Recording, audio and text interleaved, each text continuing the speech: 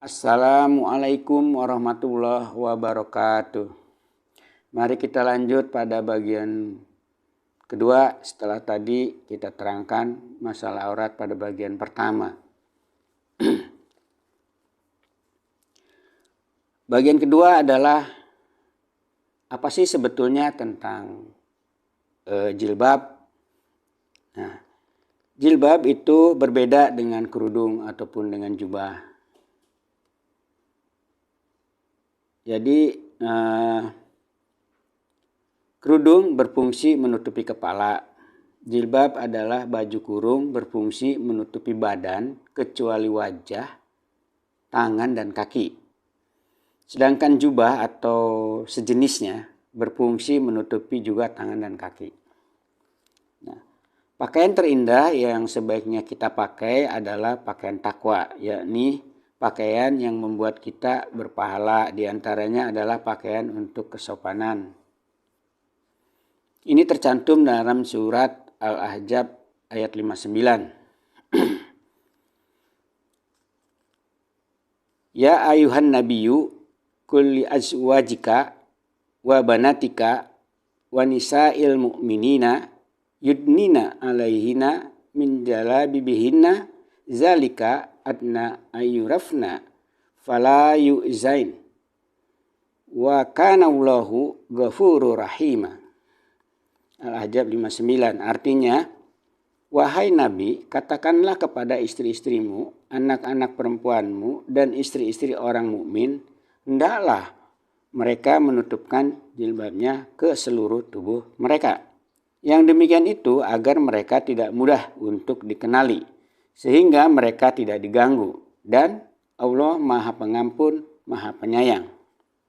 Nah, maksud turunnya ayat tersebut dianjurkan berpakaian sopan atau dalam bahasa Ibrani zeniut, sehingga tidak diganggu oleh orang yang ngeres pikirannya.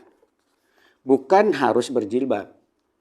Memang ada aliran Islam yang saat ini mewajibkan pakai jilbab. Tapi pada ayat itu ada kata yudnina yang bermakna merapihkan jilbab agar lebih sopan. Bukan menyuruh menggunakan jenis pakaian jilbab.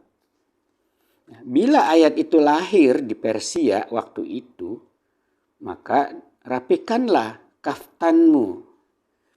Bila ayat itu lahir di Romawi, maka rapihkanlah stolamu.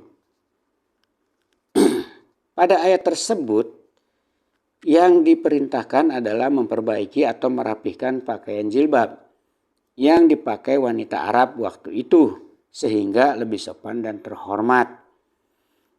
Jilbab adalah contoh untuk negeri Arab. Pakaian adat istiadat atau budaya lain dari berbagai negara adalah misalnya kimono, Jepang, cheongsam, Cina, sari, India, kebaya, Indonesia. Nah, jilbab mulai bermasyarakat di Indonesia awal tahun 1980-an. Kemungkinan dibawa oleh organisasi internasional, bukan nasional, seperti NU, Muhammadiyah, Persis, dan lain-lain. Karena sejak berdirinya organisasi Islam nasional tidak menganut jilbab wajib, tapi justru menjunjung tinggi budaya bangsa sendiri. Sebagai contoh, ketika Bapak Kiai Haji Ahmad Dahlan, pendiri Muhammadiyah, menikah, pengantinnya memakai pakaian adat Jawa. Nah, kata jilbab baru masuk dalam lema Kamus Besar Bahasa Indonesia pada tahun 1990. Bersamaan dengan mulainya populernya penggunaan jilbab di kalangan muslimah perkotaan. Pada Kamus Besar Bahasa Indonesia terbitan Balai Pustaka cetakan ke-7 tahun 1984 belum ada lema kata jilbab.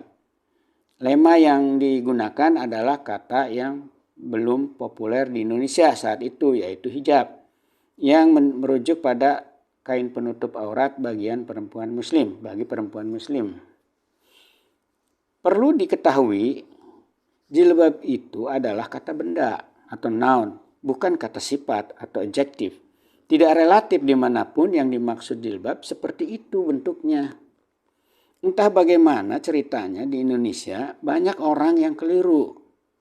Perempuan pakai kebaya dan kerudung disebut berjilbab.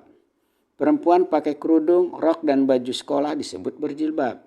Perempuan pakai seragam perawat dan berkerudung disebut berjilbab. Perempuan berkerudung Arab disebut berjilbab. Perempuan berjubah disebut berjilbab. Nah, kebanyakan muslimah di Indonesia saat ini lebih senang memakai pakaian budaya asing yaitu jilbab daripada pakaian budaya bangsa sendiri. Misalnya kebaya, baju bodo, sasirangan, darabaro, cele, dan lain-lain. Kerudungnya pun lebih senang dengan memakai kerudung Arab daripada kerudung Indonesia. Padahal pada masa lalu kebanyakan dari muslimah Indonesia memakai pakaian bangsa sendiri. Nah, kita lihat sikap Nabi Muhammad. Nabi Muhammad sendiri dalam kapasitasnya sebagai kepala negara memang menganjurkan berpakaian jilbab karena memang beliau mencintai budaya bangsanya sendiri. Tidak ikut pakaian budaya Persia waktu itu maupun budaya Romawi.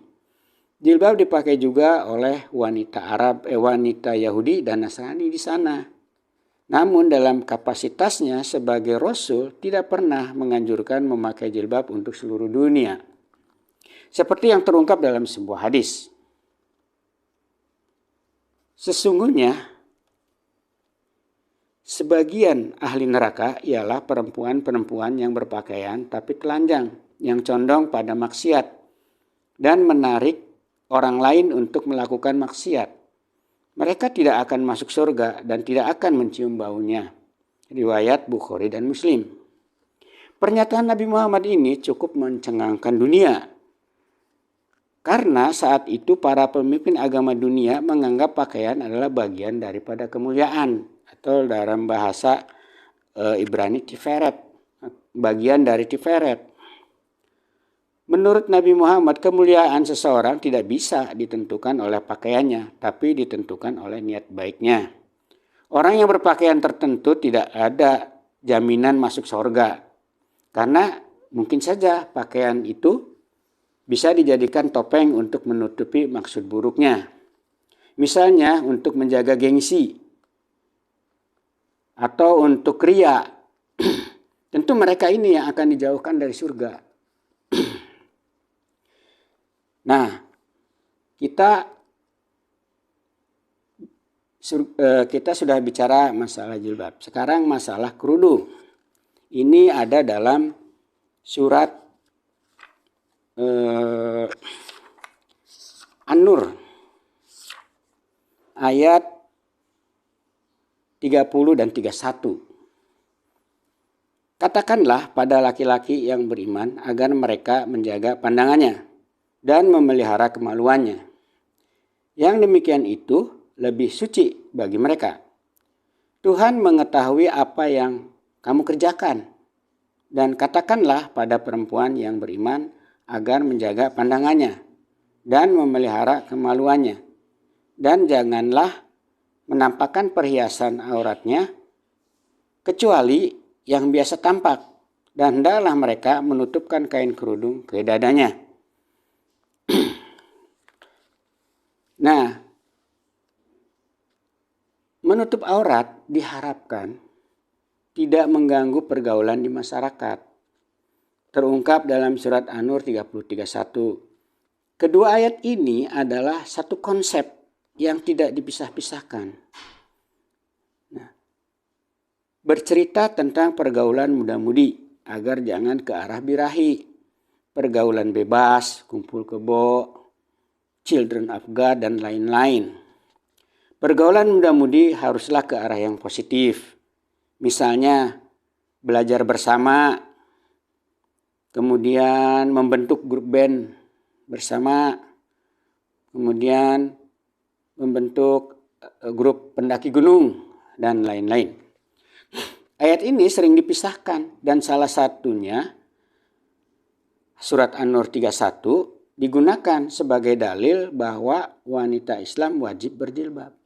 Padahal pada ayat tersebut tidak ada kata jilbab dan tidak bercerita tentang jilbab atau tentang pakaian Arab itu.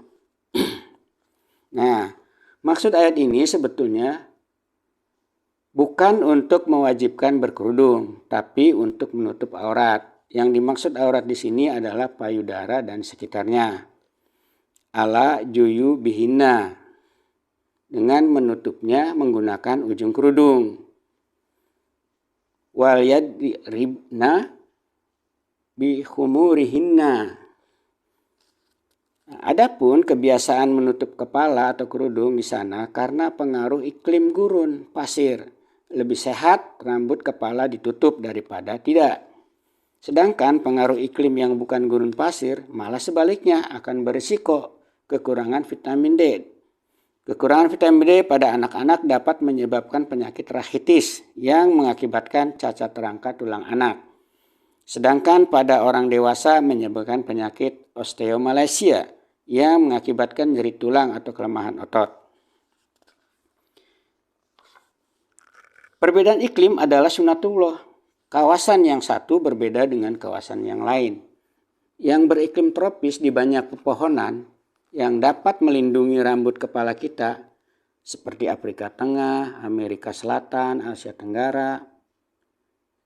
Contohnya Indonesia. Masyarakatnya kebanyakan tidak memerlukan kerudung kecuali pada saat-saat tertentu. Misalnya pada saat acara pengajian. Itu pun kebanyakan di kita memakai kerudung selendang, ya, bukan kerudung Arab. Nah, kita kembali ke agama yang lain. Dalam kitab suci agama Yahudi dan agama Nasrani juga tertulis tentang berkerudung.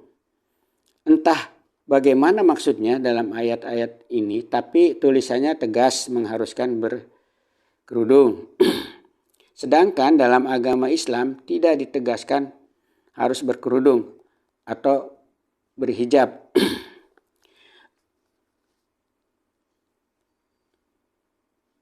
Nah,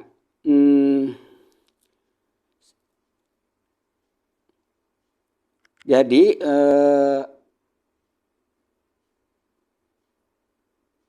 menutup kepala, entah bagaimana ya maksudnya dalam ayat-ayat ini, tulisannya tegas mengharuskan berhijab, sedangkan dalam agama Islam tidak ditegaskan harus berkerudung atau berkhimar atau untuk menutup kepala atau rambut kepala wanita. Yang ditegaskan adalah mengulurkan kerudung untuk menutup aurat, menutup dada wanita. Namun, kenyataan di lapangan yang paling banyak berhijab itu adalah umat Islam. Nah, di dalam agama Yahudi ditegaskan, and Ishak went out walking in the field toward evening, and looking up, he saw camels approaching. Raising her eyes, Rebekah saw Isaac. She alighted from the camel and said to the servant, "Who is that the man walking in the field toward us?" And the servant said, "This is my master." So she took her veil and covered herself. Torah Genesis 24, 63-65. Dan ketika Ishak berjalan di ladang menjelang sore hari, dia melihat sekumpulan unta datang. Rebekah melihat Ishak. Dia turun dari untanya dan berkata pada pekerja ladang, "Siapakah itu yang berjalan di ladang menuju kemari?" Dan pekerja menjawab, "Itu majikanku." Maka ia mengambil kerudung dan memakainya. Nah, jadi dalam kitab suci agama Yahudi diharuskan memakai kerudung. Kemudian ada juga dalam kitab suci agama Yahudi, yaitu pada Ketubah, Talmud Ketubah 7:6. In a society so highly conscious of sexuality and its dangers. Veiling was considered an absolute necessity to maintain modesty and chastity.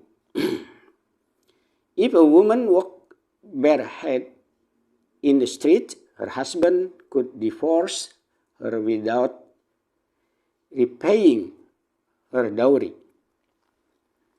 Dalam suatu masyarakat yang sangat menyadari akan perbedaan jenis kelamin dan bahayanya, kerudung diperlukan sebagai suatu kewajiban untuk menjaga kesopanan dan kesucian. Jika seseorang perempuan berjalan di jalan dengan tanpa menutup kepala, suaminya dapat menceraikannya tanpa membayar mahar. Kemudian dalam agama Kristen juga ada dalam Injil. But every woman who prays or professes with her head uncovered dishonors her head, for that is one and the same as if she were shaven. For if the woman be not covered, let her also be shorn.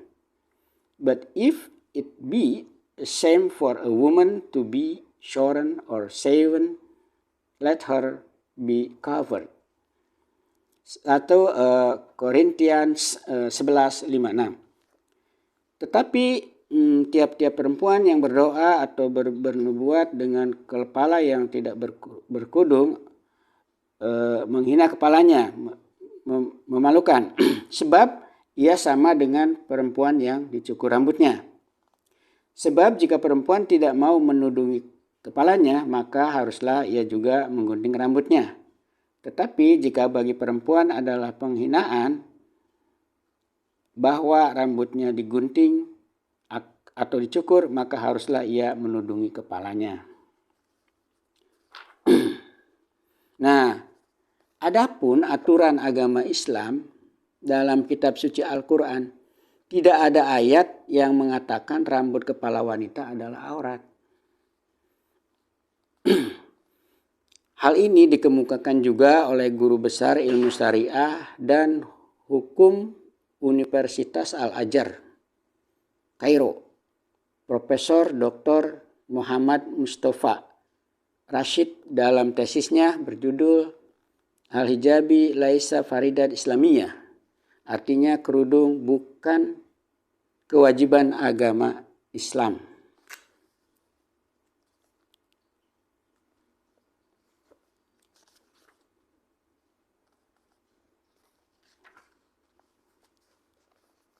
Nah, perlu diketahui bahwa himar atau kerudung dikenal di 5 benua di dunia dengan fungsinya masing-masing dan tertulis di berbagai kitab suci. Itu artinya kerudung universal, jadi bukan identitas sebuah agama. Sedangkan jilbab dipakai di dunia Arab oleh orang Islam, Nasrani, dan Yahudi, dan agama lain. Sedangkan orang Islam atau Nasrani Yahudi di Asia Tenggara, di Asia Timur, Afrika, dan Eropa, masyarakatnya tidak memakai jilbab. Itu artinya jilbab identitas dunia Arab, bukan identitas dunia Islam. Demikian pada bagian kedua, mungkin kita nanti lanjutkan pada bagian ketiga. Wassalamualaikum warahmatullahi wabarakatuh.